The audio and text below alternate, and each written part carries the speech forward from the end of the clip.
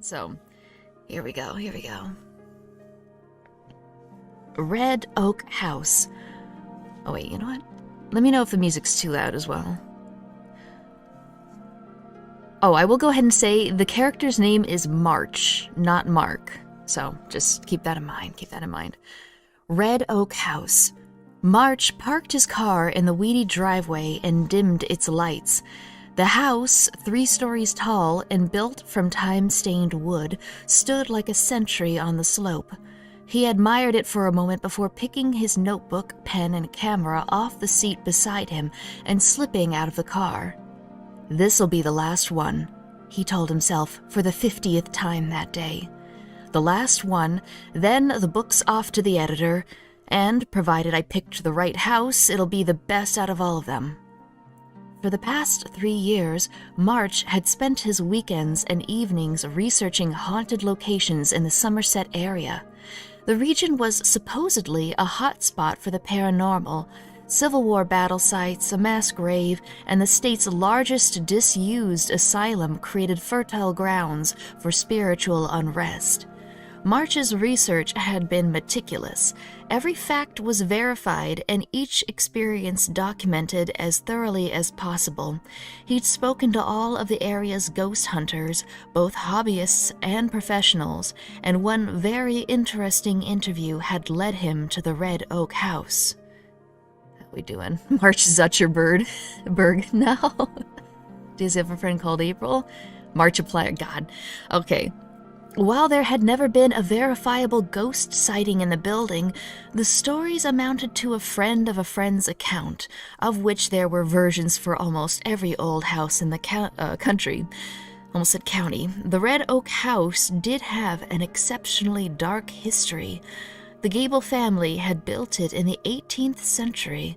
Their eldest son had been considered odd, but no one had ever questioned his sanity until he butchered his entire family and buried their remains in the garden behind the house. The massacre went undiscovered for weeks. When the town realized his crime, the villagers had gathered a mob to storm the home. But the son, rather than let the mob kill him, had hung himself from a window before they could reach him. From then on, every single family who had occupied the house had suffered tragedy. March tried the house's front door first, but it was boarded closed.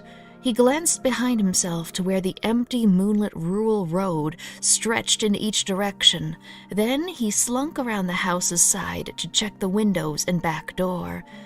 It was technically a private property, which meant he was breaking and entering, but no one had lived in the house in more than 2 decades. March suspected the building's owner probably wouldn't have minded if it was burnt to the ground. Ghost hunting alone? First mistake. You need a bookworm, eye candy, a stoner, and an animal companion for an optimal party. I know, right? Let's see. The Messenger family had moved in following the Gables' deaths. Within a year of occupancy, the father choked to death on a fishbone. Barely 2 months afterwards, the eldest son was kicked in the head by a horse and died in hospital. When the youngest child drowned in the river behind the house, Mrs. Messenger had taken her 2 remaining children and fled the home. The back door was also boarded over, but the window beside it was missing its glass. Using his jacket's sleeves as protection, March hoisted himself over the sill and dropped into the kitchen. The room looked almost perfectly intact. A layer of grime seemed to coat every surface, and dead leaves and insects were scattered over the wood floor. Pots still hung on their hooks above the range, and when he opened the fridge's door, March found it full of long rotted food. He took a few steps back and photographed the room. Let's see. At this point, just nuke the place. I know, right? Nobody ever thinks to do that, though. Let's see. Okay.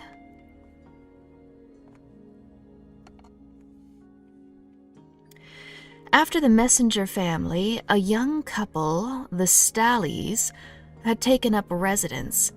Heavily pregnant, Mrs. Stalley had been attempting to draw water from the well behind the house when she'd stumbled and fallen into it.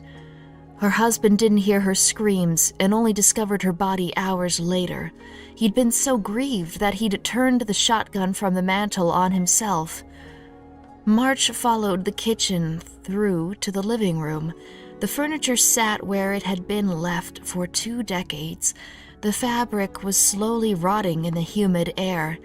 March examined the paintings on the wall, then took several photos of the room before continuing to the staircase.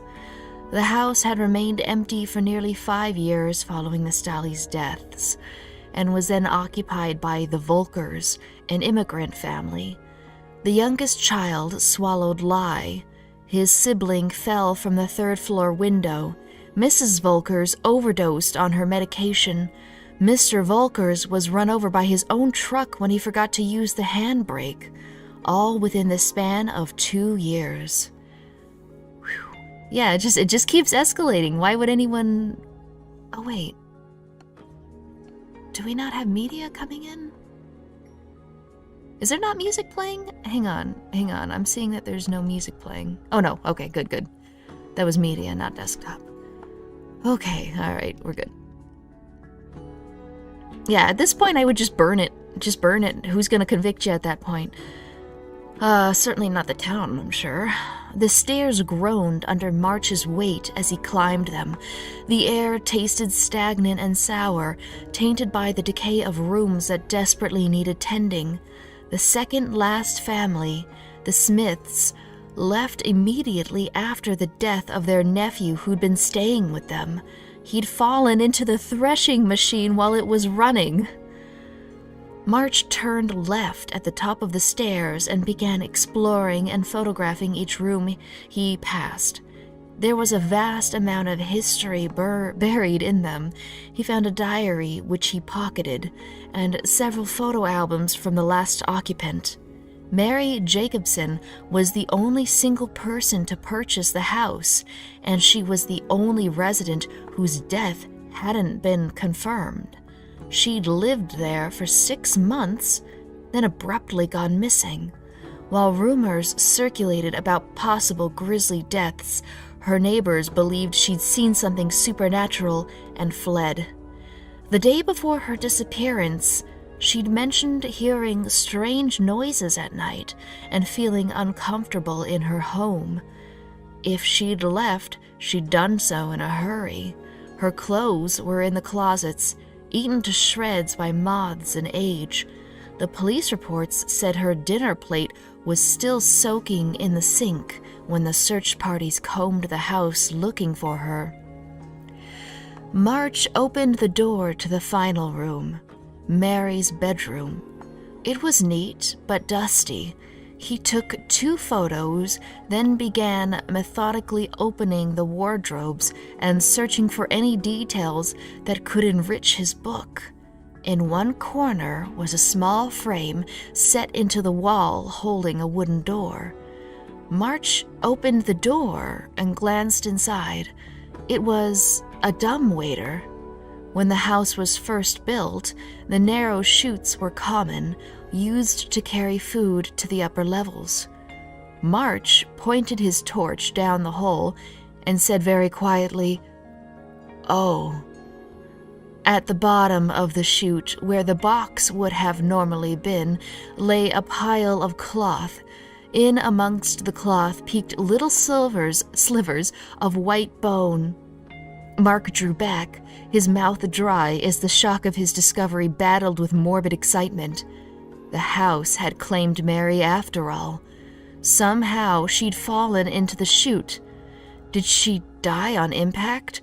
Or was she still alive when her neighbors searched her house the following day?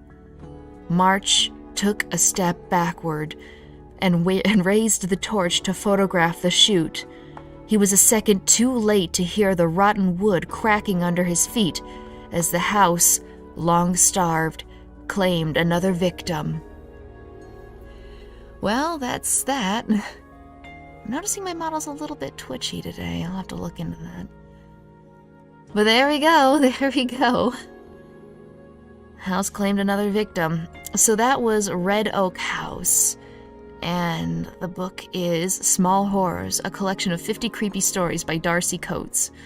If you guys want, we can read another one. Okay, alright, Quarantine. Oh, hey, Ava would love this. The main character's named Ava.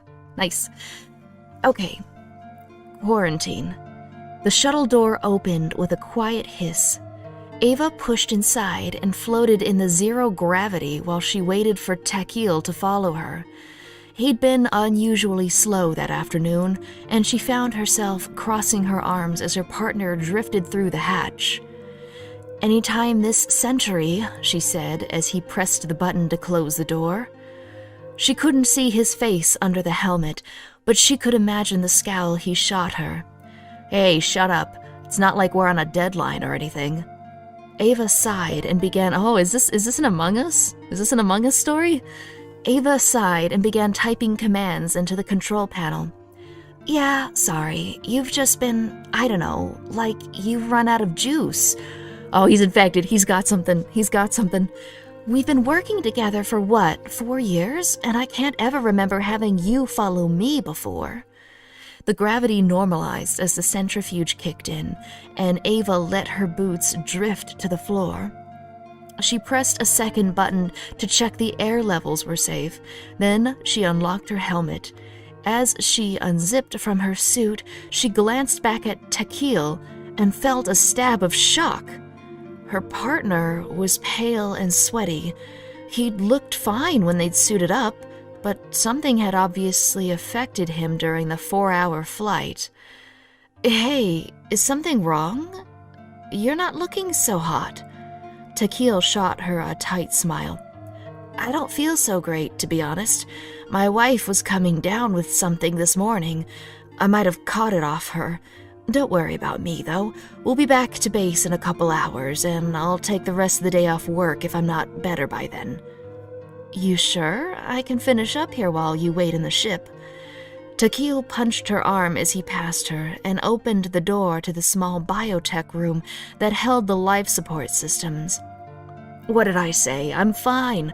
We'll get through this faster if we both do it anyway." Ava sighed and hung her suit beside Takil's before moving to the shuttle's main control board to check for irregularities. It was a routine maintenance trip to an infrequently used midpoint shuttle, and if they were lucky, they could solve any issues within an hour and be back to their host planet early in the afternoon. Her communication pad buzzed, and Ava unhooked it from her belt. Central's logo flashed on the screen, with her commander's insignia below it. She pressed the button to answer. "What's up, boss?" Mal, her dark gray hair slicked back above her deep eyes, appeared on screen.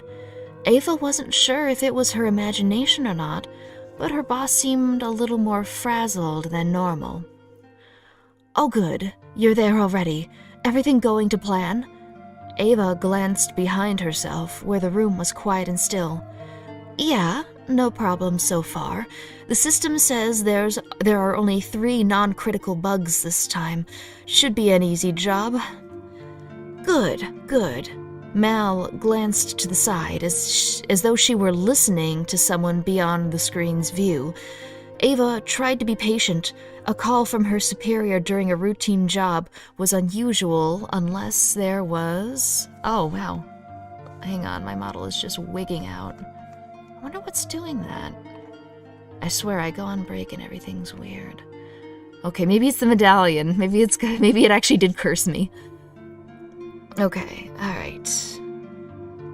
Let's see. Yeah, the braid has a mind of its own. It does. Let's see. Unless there was an emergency. Mal glanced back at Ava and pushed a determined smile onto her face. "Just wanted to check that you and Takil are doing okay." Isn't that what she just asked? "Yeah, Things are fine. Should be out of here soon. Good, good. And neither of you have any sort of symptoms? Ava hesitated and glanced at the biotech room, where she could see the bases of Tequil's boots as he worked on the cabling under the water reclaimer. Well, actually, Tequil's come down with something.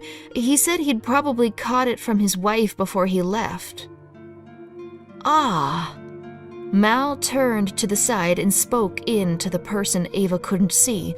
Her voice was too quiet for Ava to hear most of what she said, but Ava managed to catch, was she one of them? Mal's face darkened. She turned back to Ava, her smile evaporated, and took a deep breath before speaking. Captain Janes, there's a potentially dangerous disease passing through the stations. We have this situation under control. Oops, I just changed pages. We have the situation under control at our base, but I suspect Captain Chamel may have contracted it before his deployment this morning. Ava frowned at her boss, confused by the sudden formal dialogue. She'd always gotten on well with Mal, and to the point of being at a first-name basis and joining her for drinks on evenings when they had to work late. She wasn't sure what to make of the suddenly official tone.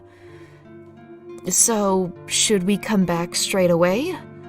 Mal paused for a moment before answering, and Ava hated seeing the creases building around her mouth. No. Your orders are to remain where you are. Move Captain Chamel into quarantine immediately and avoid any contact with him. I'll send a medic crew to retrieve you as soon as possible. As soon as possible.